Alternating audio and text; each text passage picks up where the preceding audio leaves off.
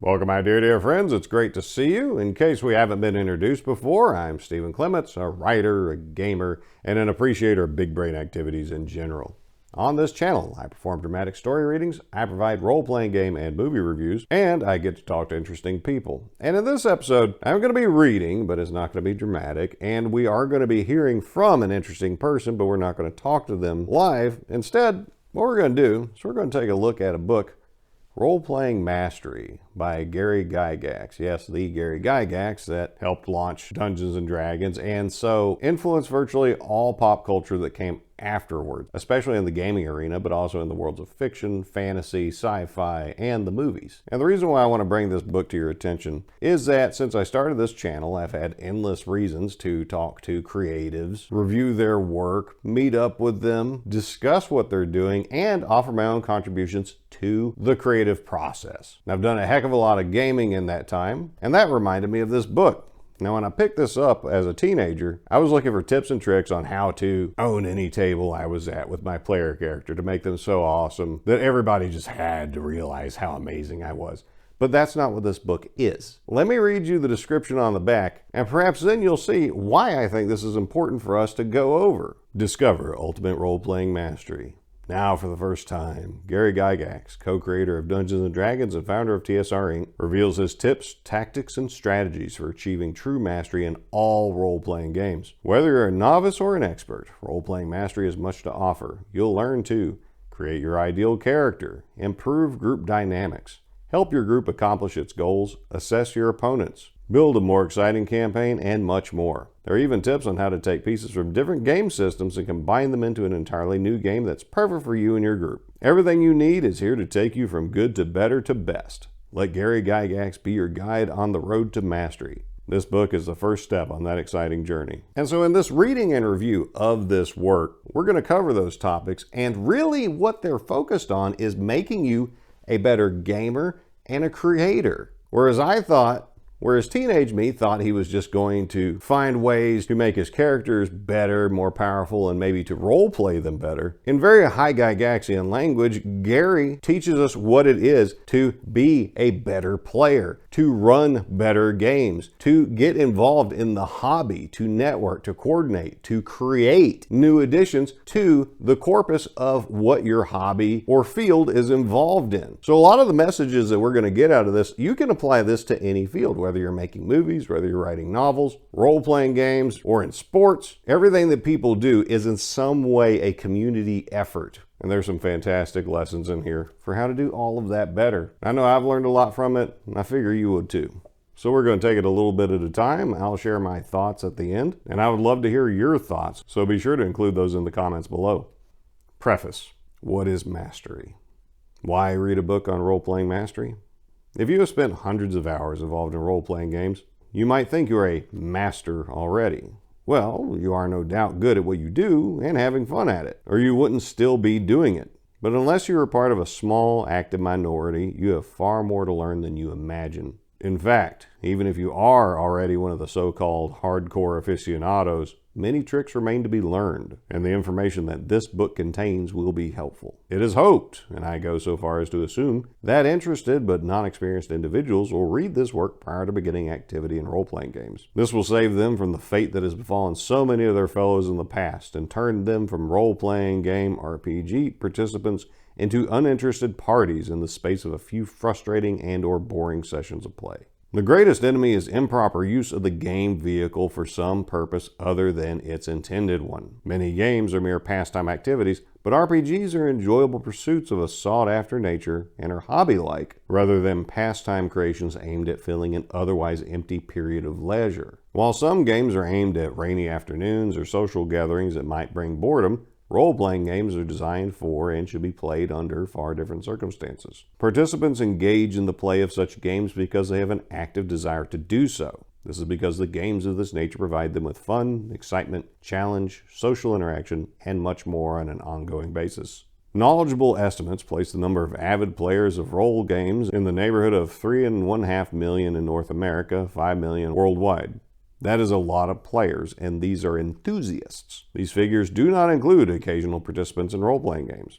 The number of persons who have played at least once is certainly twice as large as the number of enthusiasts. A certain few of the enthusiasts have matured and developed, then strived for and attained the status of mastery in their craft. And certainly tomorrow's masters will include some of today's casual players as well. Mastery as a player or game master, GM, can be achieved by anyone, despite his or her present level of expertise in or enthusiasm for role-playing games. Mastery is achieved by understanding the game system, using it fully and correctly, excelling in operation within the system, and ensuring that the experience is enjoyable for all the individuals concerned. The road to mastery is neither smooth nor short, and a lot of work lies ahead of anyone setting out on the journey.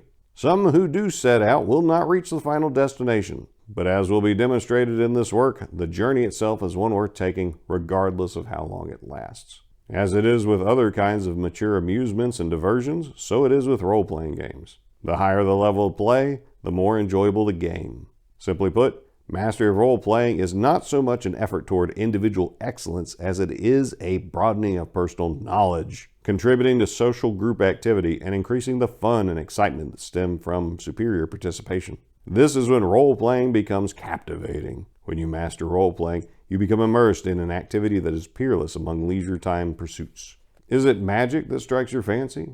The fiery breath of a dragon? Or perhaps you're captivated by blazing six guns, the tension of an espionage mission, or the lure of the far-flung galaxies of the future? Whatever the attraction is, surviving in the aftermath of a world-shattering holocaust or tracking down the unnameable horrors that lurk in dark and remote places, you can find it within the realm of role-playing games. The entire spectrum of thrilling action and excitement is available in the comfort of your home. Better still, the adventure is shared, and actively so. You're not engaging in parallel entertainment such as watching a film with friends. You're not alone reading a book or contesting against a computer program. A role-playing game is a group interactive activity and a ticket to worlds of adventure for you and your friends. The purpose of this book is to inform role game enthusiasts of the history and scope of the role-playing hobby pursuit, to assist all participants in understanding the games, campaigns, and dynamics involved, and to inform participants of the methods of bringing play to a higher level in order to enhance their enjoyment. Collaterally, the work is aimed at strengthening and building the hobby by enabling players and game masters alike to assist in this undertaking.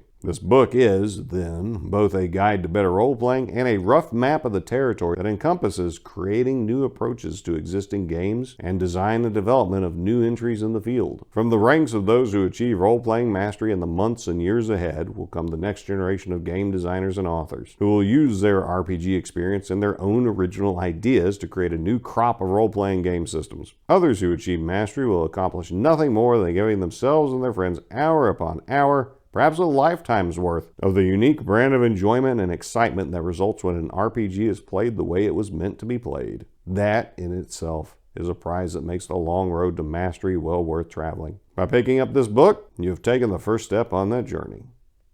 So since this book was published in 1987, that means, at the time of this writing, the role-playing game industry, and Dungeons & Dragons specifically, was a little over 10 years old. Now, Gary had been involved in wargaming for well before that and created games for that industry as well. So he's a guy with great perspective on all these things, and the millions number that he used in this book has no doubt expanded greatly ever since then because, as you know, this is a far more popular hobby than it used to be. And since the hobby has grown, it's pulled in a bunch of people who might not be used to that team dynamic. And indeed today, with the popularity of video games, a lot of those video games are single player or just focus on one player's experience, even if there's a whole bunch of different players running around the same map simultaneously. But Gary in the preface points out this is a group experience because we're making the adventure happen together. We're building the story together. And so I try to keep that in mind whenever I'm gaming to see what it is I can do to contribute to everyone having a better time. I try not to think of my character and my actions in isolation from everybody else. Because one frustrating experience that I've had, and I know many of you have as well, is you get into a gaming group and effectively it's just a bunch of single players sitting at a table waiting for their turn and they don't give a crap about anybody else. And it's hard to build from that. It's hard to get the chemistry going between the characters and between the players to make this a more interesting experience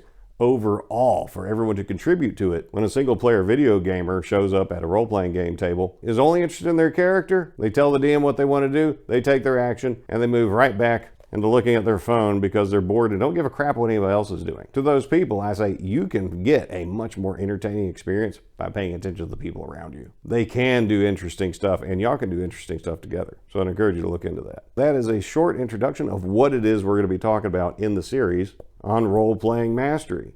Have any of y'all read this book? I'd like to hear what you think about it in the comments below. Do you have an opinion on what the person who runs the game should be called? And here Gary calls him the Game Master. It's a very generic term, but I personally prefer Dungeon Master, pretty much regardless of the system. From long habit and kind of an attitude of a Dungeon Master, well, that's someone in charge of a dungeon, and a dungeon is a place of torture and imprisonment, which if you've ever been in any of my games, you'll know that's kind of the feeling you're going to get, but you're going to have a good time, damn it. You just won't come away the same as when you came in. But there's other terms too, like storytellers, keepers, and on and on. Do you think it makes a difference? Do you have a preference? I'd like to hear about that as well. And if you've enjoyed this video, I do enjoy it when you like and subscribe and share this around. Maybe get this conversation going with your own game group. And if you know any creative types, send them this way so we can learn together from the late, great Gary Gygax. So my dear friends, as we part for now, I wish you nothing but the best.